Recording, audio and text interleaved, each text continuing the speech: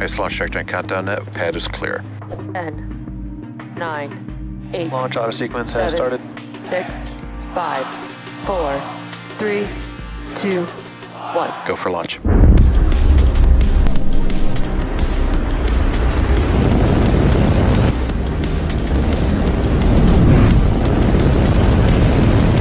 Vehicle is supersonic. Stage separation confirmed. Dragon, separation confirmed.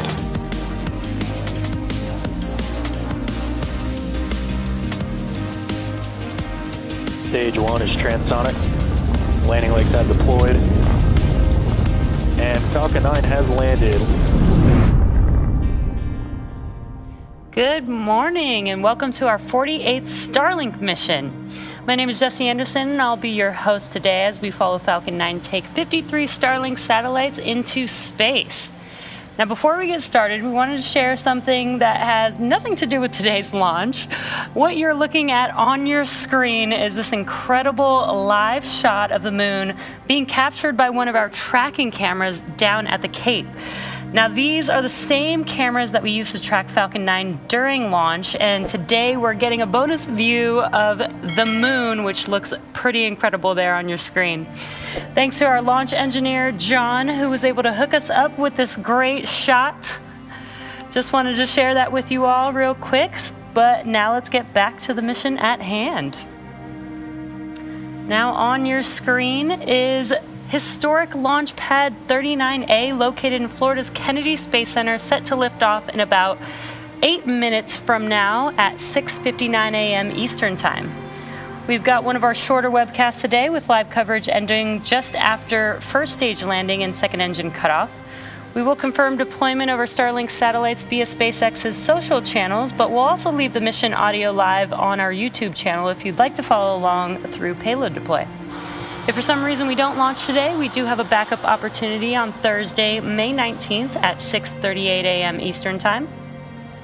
For our new viewers out there, Starlink is a constellation of satellites that can provide high-speed, low-latency internet all over the globe, particularly in remote areas where connectivity is limited or completely unavailable. And the rocket that you see on your screen there will be taking additional satellites to space in order to grow our constellation and expand our coverage. Now with that, let's get to know a little bit more about Falcon 9 and the launch pad that we're lifting off from today. Located in Merritt Island, Florida, Launch Complex 39A, or LC-39A, was originally designed to launch NASA astronauts on Saturn V vehicles. In 1967, Launch Complex 39A supported its first mission, launching the uncrewed Apollo 4 spacecraft, as well as the first Saturn V launch. Later, Pad 39A was remodeled to support the space shuttle. In addition to the first 24 space shuttle flights, this launch pad also supported the final shuttle flights until the fleet was retired in July of 2011. In May of 2013, NASA announced the opportunity to lease Launch Complex 39A, and we signed the lease in 2014. Now, 8 years later, we're well on our way to launch our 49th mission off 39A and our 48th mission of Starlink overall in just a few minutes from now. Now, the vehicle that you see on your screen is our Falcon 9 rocket, and the Starlink satellites are housed in the very top of the vehicle, and that's what you see on your screen. That's a structure called the fairing. Now, the job of the fairing is to protect the Starlink satellites until we reach the vacuum of space. But at that point, we no longer need the fairing, so we will jettison the fairing halves and attempt to retrieve them once they return back to Earth. Both the fairing halves protecting our Starlink satellites today will be flying for the third time on this mission. And below the fairing, we have the second stage. Now that's that shorter white stage above the black inner stage that houses our Merlin vacuum engine. After the first and second stages separate about 2.5 minutes into the flight, the second stage will ignite its single Merlin vacuum engine to carry the payload to its desired orbit. And last but not least, we have the first stage, also referred to as the booster.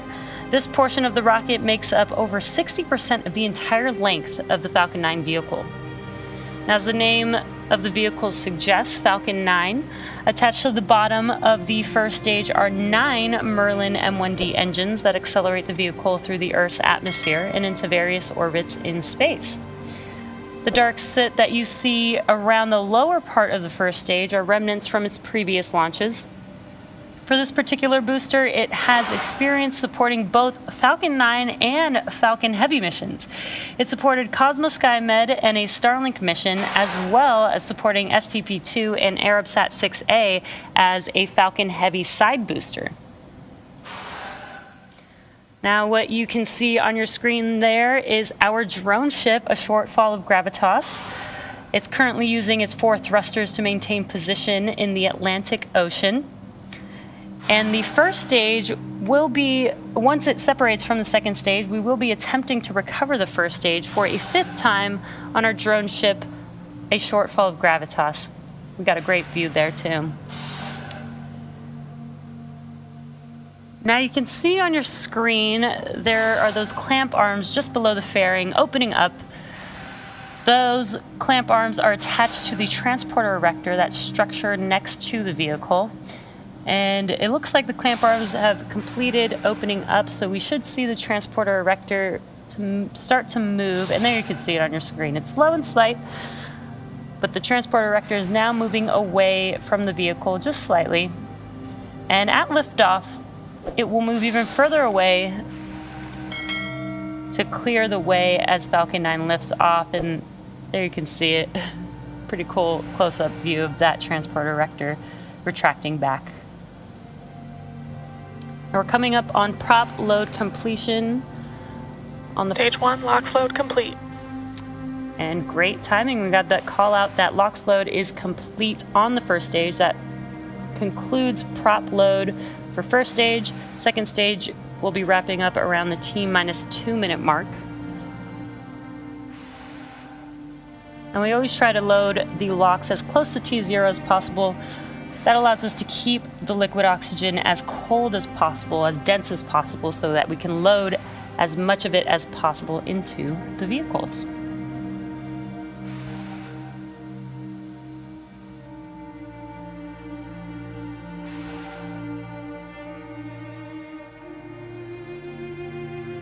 Again, first stage LOX load has already concluded. We're coming up here in about 15 seconds or so on second stage LOX load complete. Once we finish prop loading, we have the LOX line on the transporter erector. We will start to clear out that line, so you'll see a lot more of those white clouds because we'll be venting out the liquid oxygen line once we finish prop load. Stage 2, LOX load complete. And good calls. Prop load is now complete on Falcon 9. And there you can see on your screen the venting of that liquid oxygen line on the transporter erector, and also a great view of pad 39A. You can see the fixed service structure. That's used where Gas launch closeout. that's where the crewed astronauts will make their way up that fixed service structure and across the crew arm that you can see there when we fly crew. We're coming up on the T-1 minute mark. At that time, the flight computers will take over the launch countdown. We should hear that call out here in a few seconds. Falcon is in startup. There it is. Falcon 9 is now in startup. We are just waiting the final call from the launch director.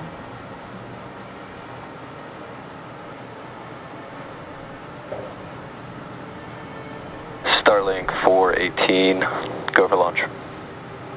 And great news, all systems are go for launch. So let's watch as Falcon 9 takes our 53 Starlink satellites into space.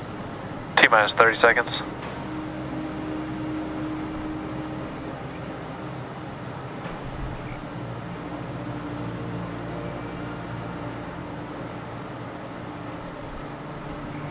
T-minus 15. T-minus 10, 9, 8, 7, 6, 5, 4, 3, 2, 1. Full power. And liftoff.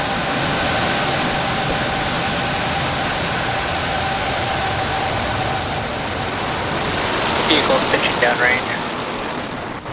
Nominal first stage chamber pressures.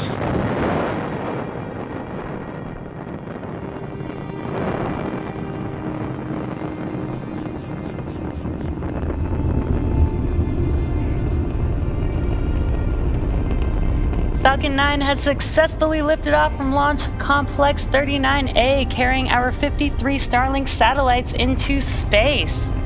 Now, moments ago, we did throttle down the engines on the first stage, and this is in preparation for Max Q. Max Q Power and is, telemetry are nominal.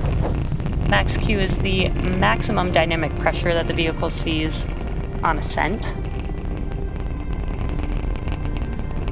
Falcon 9 is supersonic. Great callouts. Max Q should be coming up here in about 10 seconds or so.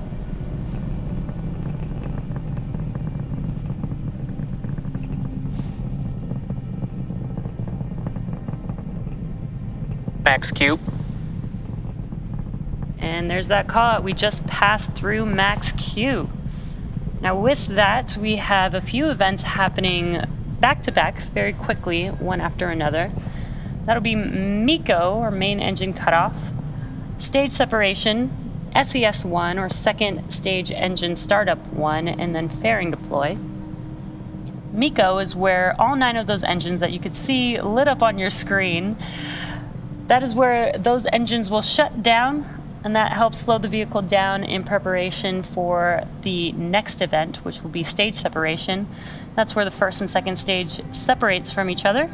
First stage will start to make its way back home here on Earth, while the second stage continues on its journey, taking the Starlink satellites with it, with SES-1, or second stage engine startup 1, and that's where we will light up that single Merlin engine on the second stage, and that second stage will then propel the Starlink satellites to its targeted drop-off orbit. Main engine cutoff.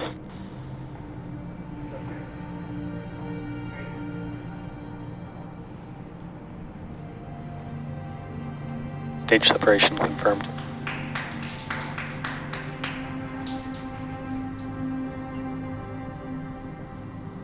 MVAC startup.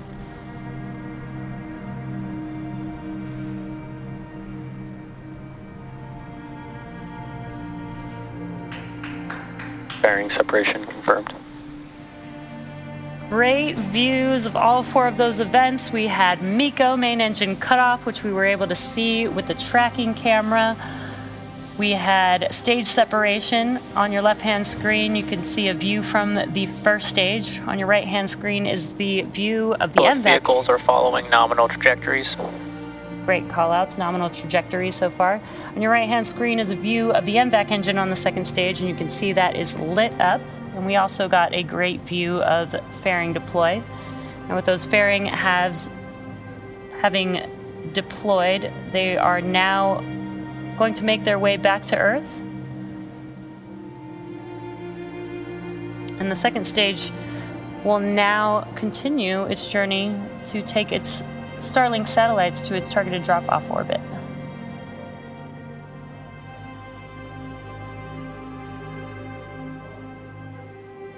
And some awesome views here on your screen with the Earth in the background. Acquisition signal Bermuda. Now, while second stage proceeds towards its targeted drop-off orbit, the first stage will be making its way back to Earth, and to do so, it will execute 2 burns. Now, the first burn is called the entry burn, and that is where 3 of those 9 M1D engines reignite. That helps slow the vehicle down as it enters back into the Earth's atmosphere. Then the second burn is called the landing burn. It's the final burn of the first stage. It's just the single center E9 engine. And that brings the vehicle speed down rapidly in order to touch down. Both vehicles continue to follow nominal trajectories. In order to touch down on our landing zone. And again, today it is a shortfall of Gravitas, our drone ship that is nearly the size of a football field, and it's currently located off the coast of South Carolina in the Atlantic Ocean. Now, to aid in recovery, Falcon 9 is equipped with some pretty awesome tools to help it land. It has 4 landing legs stowed at the base of the vehicle that deploy right before landing. It also has 4 hypersonic grid fins, and you can see that on your left-hand screen. You can see 2 of the 4. These grid fins are located near the top of the first stage, and they help to steer the vehicle as it makes its way back to its landing zone. And you can also see some white puffs on the first stage. There goes one. Those are nitrogen bursts. Those are used for attitude control as the vehicle is guiding its way back down to Earth. We are just about 15 seconds or so away from the entry burn beginning on the first stage. Stage 2 is still looking good.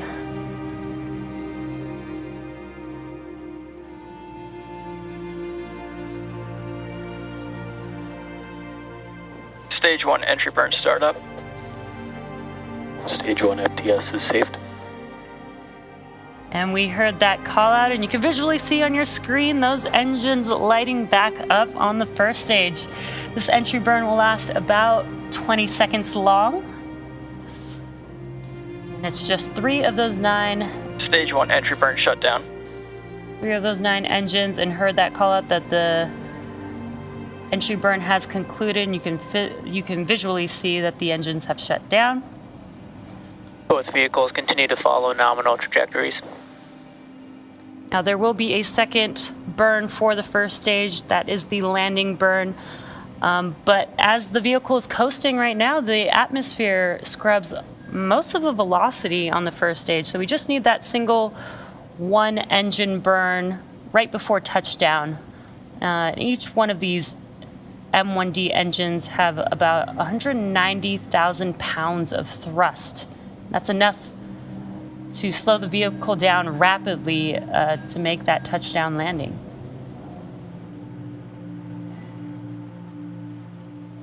Now we are coming Stage up. 1 transonic. We are coming up on that landing burn in just under 30 seconds.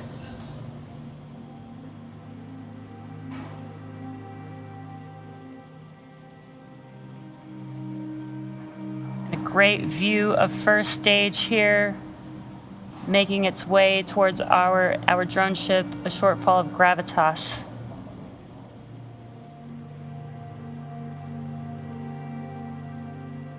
Stage 1 landing burn. There you can see the landing burn has begun on the first stage.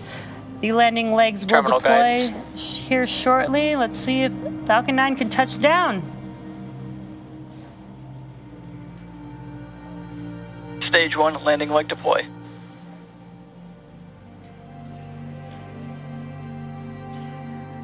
Incredible view there. As you can see on your screen, Falcon 9 has touched down on our drone ship. Stage 1 landing confirmed. A shortfall of gravitas. Now this marks the 121st overall recovery of a Falcon booster. And what a great view we have there on our screen. And we are coming up on Seco 1 here. Come back cut off. Expected loss of signal, Cape.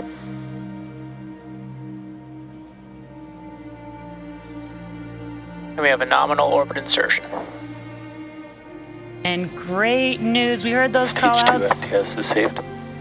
We did lose the live view of second stage, but that was expected. But with confirmation of a successful second engine cutoff and a good orbit, we will be ending our webcast for today. We will confirm deployment of our Starlink satellites via SpaceX's social channels, but we'll also leave the mission audio live on our YouTube channel if you'd like to follow along through payload deploy. Thank you to the Federal Aviation Administration, our current Starlink customers, and of course all of you, our viewers, for tuning in. Hope you all enjoy the rest of your week, and we will see you again very soon.